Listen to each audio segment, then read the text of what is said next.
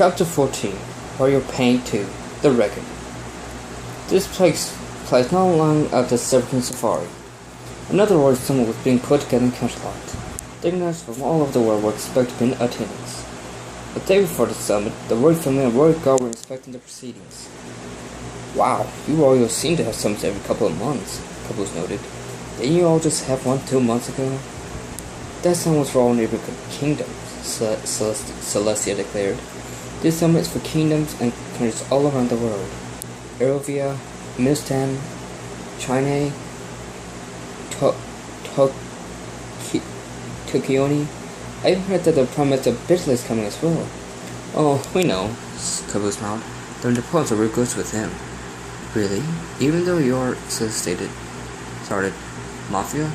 Oh yes. It's important to have a powerful ally with him when running an empire. He gives us parties and looks the way other when we go about our businesses, and we clean up his messes, Caboose revealed. Such as, says the prompted.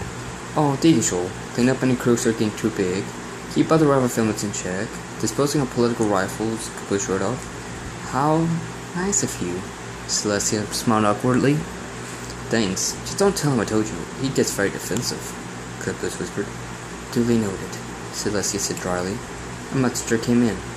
Your Highness, another RSVP for you. He held up a letter. Thank you. Celestia took the letter and opened it. And immediately frowned.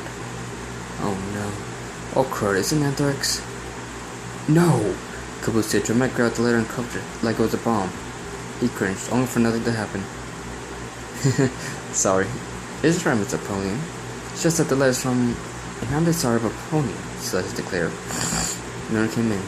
Is everything alright? She asked. I heard Caboose was over-dramatized taking an arrow crown. Laugh if you will, but Celestia could have been farther from the not running if this letter. Caboose had the letter did have anthrax. It's a letter from him.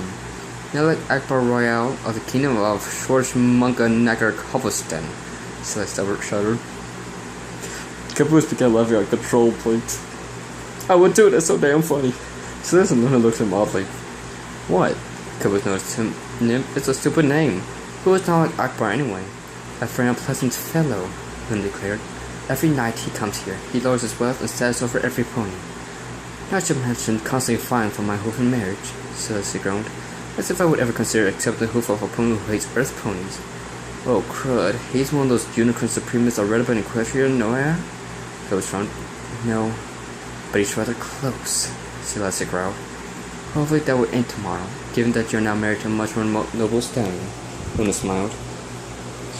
As the phone queue, Sean came in, sweating and with a towel wrapped around his neck, having just worked out with the royal guards. As he did every so often since he was no longer cherry-picking. Back from your workout, I see, Celestia noted. I just had the same response before. It's a small price to pay, Sean grinned. I know how much you love my working science physique. As a princess, I am above such desires. Except for the privacy of our pet chamber status, Celestia tintered. Well, I'm going to check on my little sunbeam. See ya, Sean smirked as he walked off. As soon as he left the room, Caboose whistled. Dang, he's got a nice flank. Celestia and Luna glanced wide-eyed at him as Caboose soon realized what he just said. I mean, speaking from a straight science point of view, definitely prefers male flanks. Your flanks are good, by the way. Why did I say that? Caboose slapped his forehead. Anywho, Celestia shook her head with a smile. Sean is my mate. I would like to see Nelly try to propose to me now. Man, this night sky sounds wonderful, Caboose said sarcastically. He kind of reminds me of Blue Blood, though. Well, as it turns out, Blue Blood is the only one of us that looks forward to his visits, Lynn declared. Of course. Back then they were like two peas in a pod. Thanks toss Blue Blood met Dusty. I don't think I could take things with two of them again. Well, let's hope he decides not to stick around long, Caboose shrugged. Agreed, Celestia nodded. Let's just put on our best smiles and try to endure his presence. The next evening, the summit began. Royals and officials from all over the world were arriving en masse into the royal ballroom, with the Canterlot royals standing by to greet them, as well as Caboose as they entered. The first among them was Baron Broadbeak and Headstrong, with their offspring, Tony Jr. Good to see you again, Prince Shine, Broadbeak declared. Same here, Headstrong smiled. How's that father of yours, Big Fred? Oh, he's doing great, Shine smiled. In fact, he and Cherry Jubilee are watching the kids. The young ones didn't feel much like a teen at the summit. I don't blame them, Tony groaned. Lucky kids, Jim agreed. More and more dignitaries came by, and were greeted. Eventually, the last arrivals came. The royals were surprised to see the familiar black suit that belonged to none other than Grimoire Napoleon.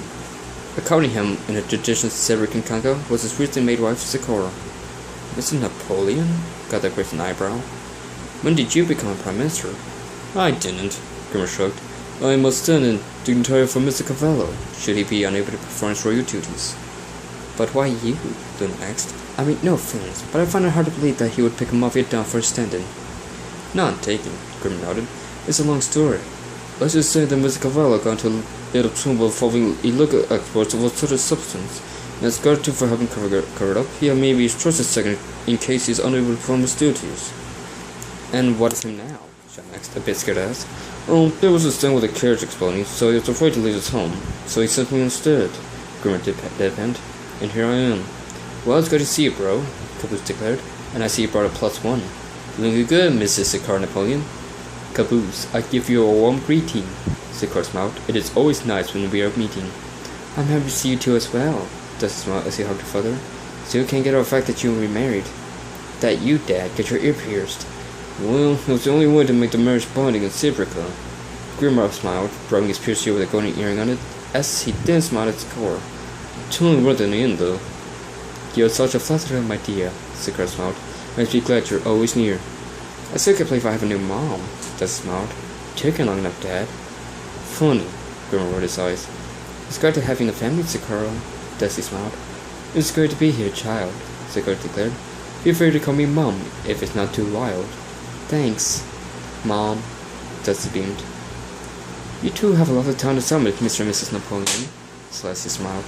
Thank you, Your Majesty, Grimmer nodded as the two bowed and made their way to the party. And try the parfaits, they're good, Caboose gestured at them. Will do, little brother, Grimmer smiled with a back wave. A courtesan announced Nell's arrival, as fanfare chorus. Presenting Nellik Akbar Royal of the Schwarzer Nagar Halston Kingdom, he declared. Silence ensued. When a loud laugh rang out. It was Caboose laughing again. The other royals glanced at him oddly. What? Am I the only one who finds that name stupidly funny? Caboose scuffled. No, Iron snickered as he was on guard duty and looked up for the night. I think it's hilarious. Next steps forward. He had a silver grey coat, a red mane, brown eyes, and the cutie mark of a castle turret, and his tone seemed rather polished, gleaming in the light. That's right, he smiled. The wait is over. I'm here to burn up your dreary lives. You can call your grandkids that the great Nellik Aquarel graced you with his presence. The other dignitaries rolled their eyes. Well used to Nellik's ego. Oh, not this twit again, Hesham groaned. I swear, who died and made this but the ruler Schwarzenegger Halberstam? Robbie asked, tying to your laugh uproariously. The apprentice glared at them. What? Tony asked. It's funny. Nellik snatched a flute of champagne, barely acknowledging the servant offering it, and looked around. He spotted Celestia, standing next to Shine, and sauntered over to her. Well, if it's in love with Celestia, Nellik grinned. Glad to see me? Of course you are. Hello, Nellik, Celestia sighed. So, would tonight be the night you finally come to your senses? Nellik smirked. The night you say you'll be mine? I have been awaiting your answer all these years. Excuse me? Shine asked in shock. You're excused, guard. Nellik waved his hood. As tempting as that may sound, Mr. Royale, Celestia sarcastically smirked, I'll have to decline. Oh, and what's your reason this time? Nellik pouted. This, Celestia gestured Shine. Have you met my beloved husband, Nellik? Your... what? Celestia did a double take. Hi, Shine Paladin, Celestia's significant other, Shine waved. Husband? Tell me... sorry. Tell me this is a joke. Tell me that this feather fowl hasn't defied your temple, Nellik said in desperation. Not only that, Mr. Royal, but he and I had a beautiful fillet together. Celestia smiled brighter, enjoying the stupefied glance on Nellik's face. So yes, I have given myself to the feathered fowl. Well, where did he even come from? Nellik spat. Dutch Junction, Shine smirked, born and raised there for 25 years. Seriously? Nellik said with disdain as he glanced at Celestia. I'm surprised at you, Celestia. You honestly settled for this chunk from a backward earth planet Hicktown, where you left a much better suitor waiting, the wings hanging? What did you just say? Shine gasped in fury. I said I'm better than you, Nag sneered. Got a problem, farm boy? As a matter of fact, I do. Shine teeth? Shine, Celeste said warningly, not wanting international incident. Please, Nag snorted, like I have anything to fear from a pigeon. Shine found an overwhelming sense of anger boiling up inside of him. He took off his willpower to keep his currently shaking front hooves from slugging Nag. But before Shine could get another word out, Nag glanced at his now empty glass. Hold that thought, he declared. I need a refill. Nag trotted off, and as soon as he did, why, that ornery piece of Shine growled, stumbling down on the floor before he could finish the sentence. Who does that weasel think he is? Just ignore him, Shine, Celeste declared. He isn't worth it. Not like you. Thanks, darling. Shine smiled. You're right, as always. Meanwhile, Nag had run to Luna and got at the buffet table. Ah, so you're married too, huh? He smiled. At least your husband's of a suitable pedigree. Thanks. I guess, Kaz said awkwardly. I couldn't help noticing some altercation between you and Shine, Luna noted. Any problems? No, just a friendly exchange of opinion, Nag with himself. Now, if you'll excuse me. As Nag left, he soon walked into Grimoire Sakura. Pardon me, friend, he told Grimoire before noticing Sakura. My, what an exotic companion you have. You could say that. You could say that, Grimoire declared. If only she had a horn, she might actually be attractive. Nag sighed as he walked away. Say what? Grimoire growled. That little Sakura uttered a very rude significant insult. My thoughts exactly. Grimoire nodded. After a while, Nag soon caught a glimpse of Blue Blood. Blue Blood, how are you? Nag called as he trotted over to his old friend. Oh, Nag, Blue Blood smiled. It's been a while. Too long, Nag smiled. How are you, you old rogue? Can't complain, Blue Blood shrugged. Look at us, Nag grinned. Debonair duo, together again. Remember back in the day when our combined good looks and charm had every man Cadillac swing over us? Those were the days, alright, Blue Blood chuckled. Come on, let's get us some dinner and parfait and catch up.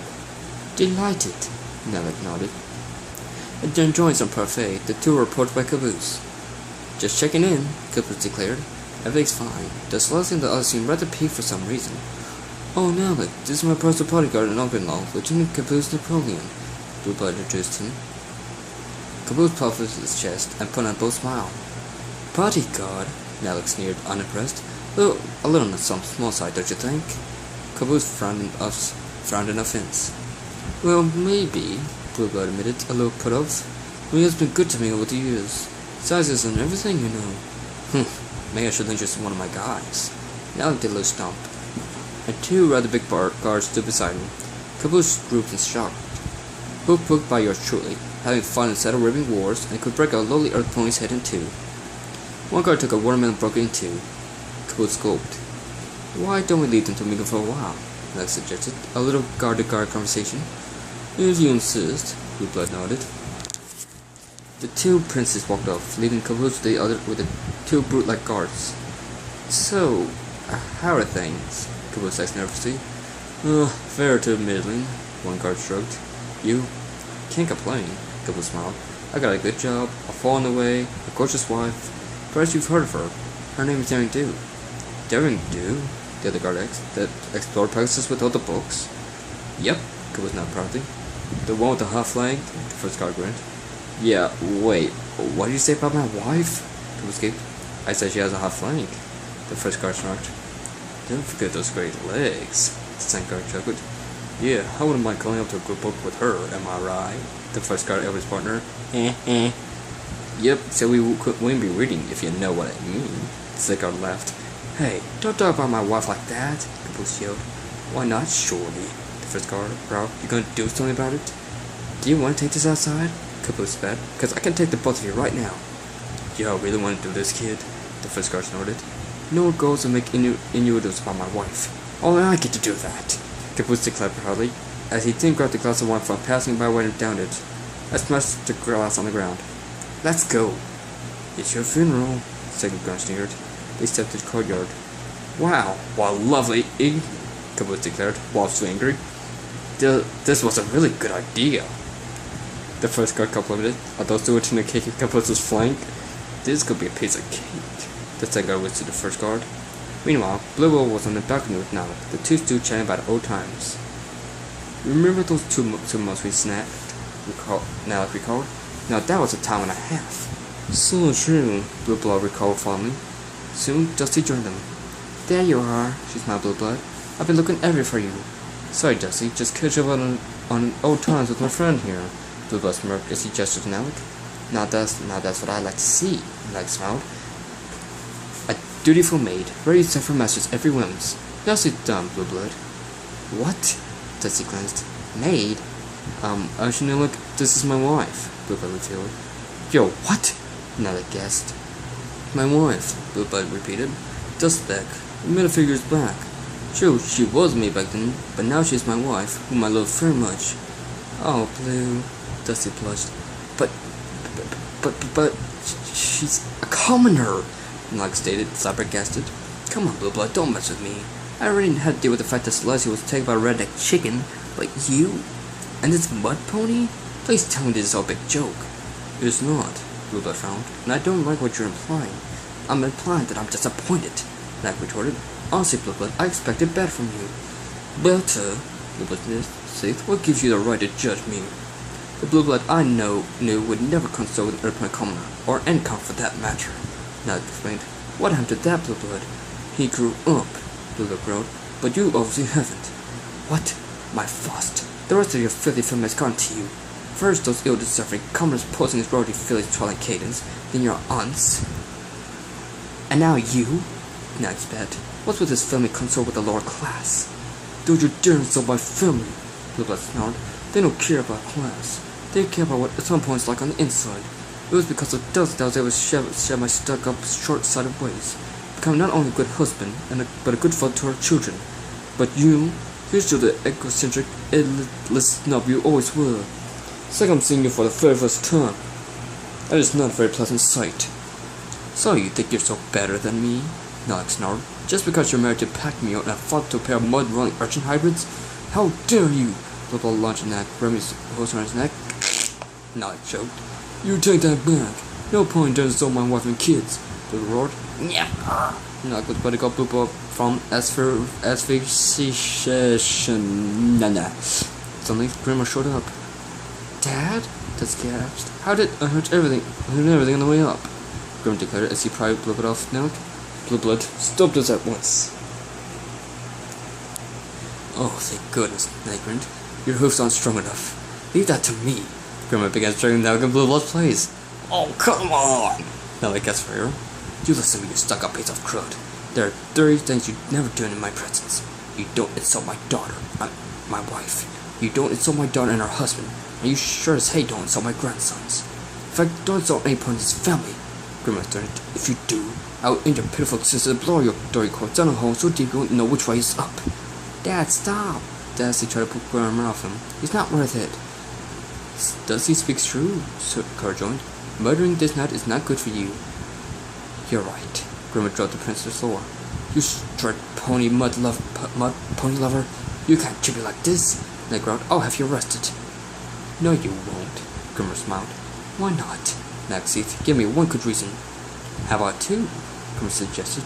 One, I happen to be on good terms with every pony at this party, including the two princesses, so you won't be getting sympathy from them. And two, I happen to be a very powerful pony, more so than you know. Cross me, and you might as well have opened up the gate of Tartarus. And you don't want to see that. This kid is not speechless. You. Oh! Nog stormed off, and was then struck in the face by Shine.